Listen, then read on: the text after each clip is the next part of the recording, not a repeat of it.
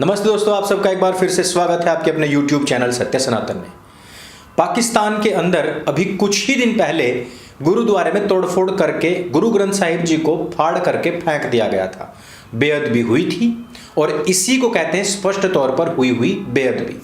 अभी कल ही वहां पर एक देवी दुर्गा के मंदिर में तोड़फोड़ की गई, वहां से भी पैसे चुरा लिए गए, जिस प्रकार से गुरुद्वारे से 1.5 लाख रुपए चुराए गए थे। और यह जो बातें हैं पाकिस्तान में कंटिन्यू होती रहती हैं, लगातार होती रहती हैं। यही नहीं, अल्पसंख्यकों के मंदिर भी टूटे, गुरुद्वारे भी टूटे, और जब तोड़ने वाले मुसलमानों के ऊपर जुर्माना लगाया गया, वो जुर्माना भी हिंदुओं ने अपनी जेब से ही चुकाया था। ये है पाकिस्तान के अंदर अल्पसंख्यकों की स्थिति, परिस्थिति, और उनकी यही औकात भी है। भारतवर्ष में 30 करोड़ मुसलमान अपने आप को डरा हुआ कह करके यहां पर से हिंदुओं को खदेड़ देना चाहते हैं, दहशत फैलाना चाहते हैं, आए दिन ऐसी आतंकवादी गतिविधियों में शामिल रहते हैं जिससे कि देश को बीच से तोड़ा जा सके।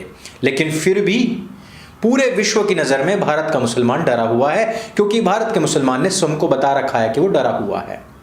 इस्लाम में स्पष्ट तौर पर उनके जो ग्रंथ हैं, निशान हैं, नबी हैं, उनके खिलाफ कोई भी बोलने वाले व्यक्ति को वाजिबुल कत्ल करार दे करके उसकी हत्या कर दी जाती है। कमलेश तिवारी जी उसी का उदाहरण है, और उससे पूर्व में सैकड़ों आर्य समाजी इसी प्रकार से इसकी भेंट चढ़ चुके हैं। लेकिन यह नया ट्रेंड हमें देखने को मिल रहा है पंजाब में सिखों के द्वारा। आप कुछ तस्वीरों को ध्यान से देखिए। यह है नवजोत सिंह सिद्धू।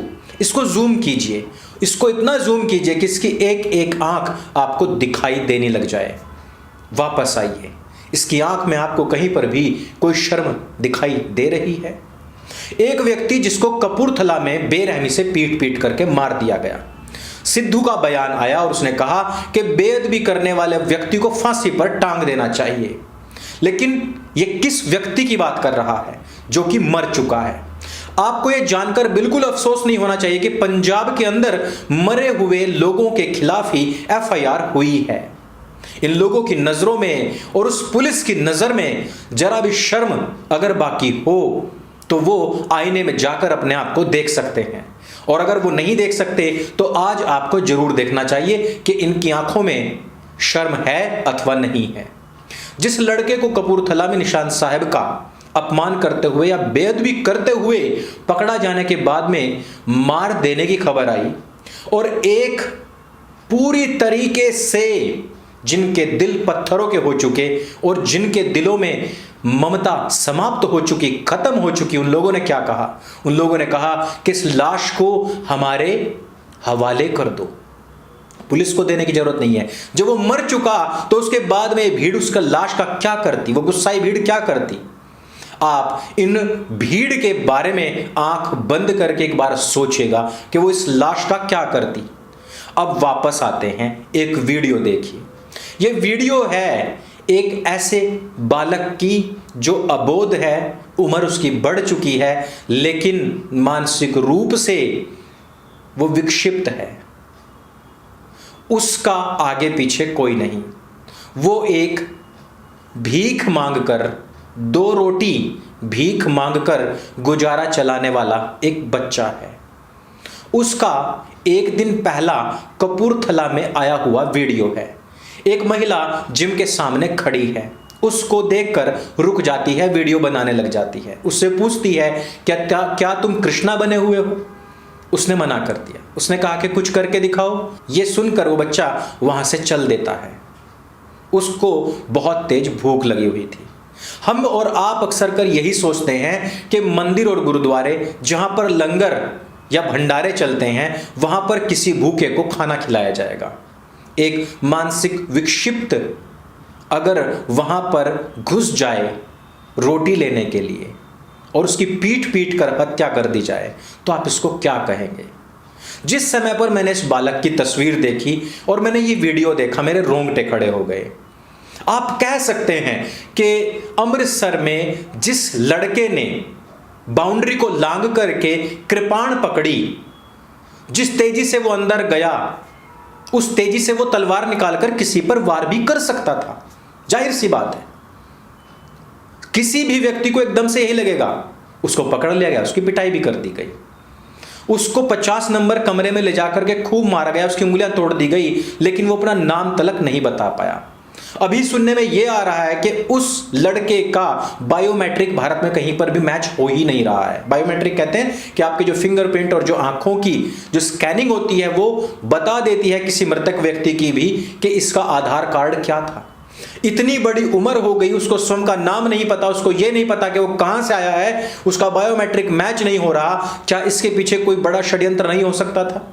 जब हम किसी व्यक्ति को आवेश में आकर के मार देते हैं तो हम सारे के सारे सबूत नष्ट कर देते हैं, लेकिन जब आपके अंदर यह बात कूट कूट करके भर दी जाए कि आप खतरे में हैं, आपका मजहब खतरे में है, आपके निशान खतरे में हैं, आपकी पहचान खतरे में है, आपके ग्रंथ खतरे में हैं, तब आप कुछ भी नहीं सोचते और सीधे जो मिलेगा आप उसको खत्म कर देंगे। और इस कपूरथला वाले केस में भी हूबहू यही हुआ है। लेकिन आप जरा सोचिए, फिर वापस से सोचिए कि पुलिस ने उसके ऊपर एफआईआर भी दर्ज की है। कांग्रेस का अध्यक्ष कह रहा है कि ऐसे लोगों को फांसी पर टांग देना चाहिए। आप और हम इस बात को जानते हैं कि मरने के बाद में कम से कम शरीर का सम्मान होना चाहिए। हम आतंकवादियों के शरीरों को भी नहीं जलाते, ना ही कहीं पर सड़ने गलने के लिए फेंकते, बल्कि अगर पता लग गया कि मुसलमान और पाकिस्तान ने उसको स्वीकार नहीं किया तो उसको भी जमीन में गाड़ा जाता है पूरे सम्मान के साथ में। मरने के बाद किसी से कोई दुश्मनी नहीं रहती, नहीं बचती। लेकिन यहां पर आप मन के अंदर बैठी हुई हिंसा, क्रूरता, बेरहमी को साफ और स्पष्ट देख सकते हैं। ये वही लोग हैं जिनके बारे में यह भी प्रसिद्ध है कि अगर वहां पर कोई व्यक्ति चला गया तो वो कभी भूखा नहीं आता। यह भी प्रसिद्ध है कि इनके महापुरुषों ने, गुरुजनों ने उन लोगों तक को भी बख्श दिया जो उनकी जान लेने के लिए आए थे, उनको भी उन्होंने माफ किया और उन्होंने जीव दया का सबसे बड़ा संदेश दिया।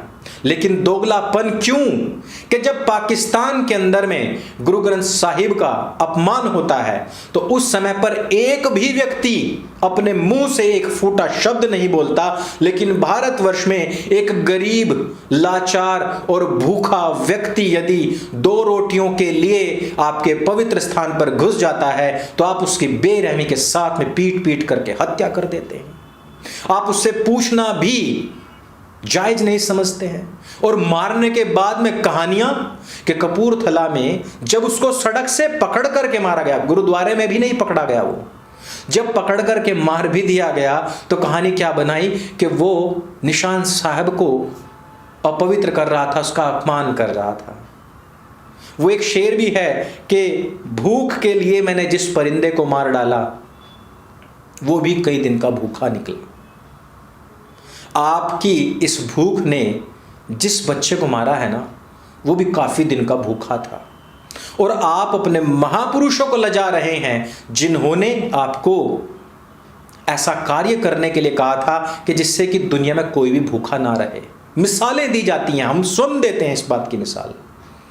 लेकिन अब मैं ये कहता हूं कि आम जन सामान्य को डर लगने लगेगा, और डर लगना लाजमी भी है, क्योंकि उसको नहीं पता कि उसके हाथ से ऐसी कौन सी चीज हो जाए, वो कौन सा रिचुअल टूट जाए जिसकी वजह से उससे कुछ भी ना पूछा जाए, उसको बेअदबी का नाम दे दिया जाए, उसके अज्ञान को बेअदबी का नाम दे करके कब उस बेचारे की हत्या कर दिया उसको खुद नहीं पता होता है। इस वजह से डरना लाजमी है, और मैं कहता हूं कि आपको डरना चाहिए। जाने से पहले 1000 बार सोचना चाहिए, क्योंकि कहीं ना कहीं यह केवल बेअदबी का मामला नहीं, ये एक समाज के खिलाफ भरी जाने वाली नफरत का मामला है।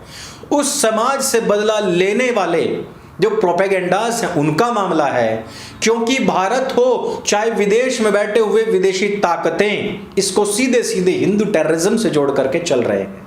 और इस पर भी ठीक उसी तरह किसी भी व्यक्ति का कोई बयान नहीं आया जिस प्रकार से पाकिस्तान के अंदर रोजाना होने वाली बेअदबी पर कोई बयान नहीं आता। मैं ये नहीं कह रहा कि आप जत्था लेकर के निकलिए और वहां पर आप बदला लेकर के आइए, लेकिन एक शब्द तो बोलिए, दूतावास के सामने जाकर के तो बैठिए, कोई ज्ञापन तो दीजिए आपने कुछ भी नहीं किया। एक तरफ आपका इतना ओवर रिएक्शन कि भूखे भिखारी को आप मार दीजिए, और दूसरी तरफ जहां स्पष्ट तौर पर गुरुद्वारों के अंदर तोड़फोड़ हुई हो, गुरु ग्रंथ साहिब जी को फाड़ा गया हो, वहां के लिए आपके मुंह से एक शब्द ना निकले, और इधर आप मृतक व्यक्ति को भी फांसी पर टांगने और उसके खिलाफ एफआईआर दर्ज करने की बात तक कर दें। इन सब बातों को सोचना होगा, विचारना होगा, और विचारना होगा उस समाज को भी कि जो दिल्ली के गुरुद्वारे में 25 करोड़ का सामान दान देने के बाद भी जिसके समाज को भूखा, नंगा और लंगर के लिए आने वाला भिखारी कहा जाता हो। इन सब बातों को ध्यान में रखना चाहिए। अक्सर यह भी कहा जाता है कि हमने कौन से मंदिर तोड़ दिए, हमने कौन सी मूर्तियां तोड़ दी। याद कीजिए 80 का वो दशक जब जैन मंदिर तलक को भी नहीं छोड़ा गया, वह मंदिर, वह जैनियों का मंदिर जिस जैन समाज के व्यक्ति ने दुनिया की सबसे महंगी जमीन अशरफियों से तोल दी थी, वो जमीन जहां पर 2 छोटे साहिबजादों को दीवार में चुना गया था, उन्हीं का जैन मंदिर, हिंदुओं का मंदिर। इस सब चीजों को भूला नहीं जा सकता, लेकिन समाज में क्योंकि समरसता बनाए रखनी है, मैं हमेशा कहता हूं हिंदू, सिख, जैन, बुधाई आपस में सब भाई भाई। लेकिन विचारणीय बिंदु यह है कि यह कौन है जो बीच में आग लगा रहा है, और यह कौन है जो उस आग को शह दे रहा है। इन लोगों को पहचानने की आवश्यकता है, और इस खाई को वापस से बंद करने की आवश्यकता है। उन लोगों के बीच से जहर को निकालने की आवश्यकता है जो भड़के बैठे हैं न जाने किस बात पर, और मार देते हैं एक सामान्य से भिखारी भूखे बच्चे को भी, और बाद में कहानी बना देते हैं अलग अलग बेअदबियों की। इन सब चीजों से सावधान रहने की अत्यंत आवश्यकता है। दोनों ही समाजों को एक दूसरे के साथ बैठ करके गिले शिकवे खत्म करने की आवश्यकता है, अन्यथा परिणाम बहुत विभत्स हो सकते हैं। और इसमें सनातन की सब शाखाएं यदि टूटी तो इसका सबसे बड़ा फायदा हमारे म्यूचुअल दुश्मन को मिलेगा, जिसने हमारे गुरु साहबों को नहीं छोड़ा, जिसने हमारे मासूम बच्चों को नहीं छोड़ा, और जिसने हमारे मंदिरों गुरुद्वारों को नहीं छोड़ा, जिसने हमारे गुरु ग्रंथ साहिब हो चाहे गीता जी हो, किसी को भी नहीं छोड़ा। उस म्यूचुअल दुश्मन को पहचानिए, और उसने जो ये आग लगाई है, मनों में जो नफरत भरी है, उसको पहचानिए समय रहते। इस वीडियो में सिर्फ इतना ही। यदि वीडियो आपको जानकारी से भरपूर लगे तो इसको सबके साथ में शेयर अवश्य कीजिए। मेरे संग बोले सत्य सनातन वैदिक धर्म की जय। जय हिंद, वंदे मातरम।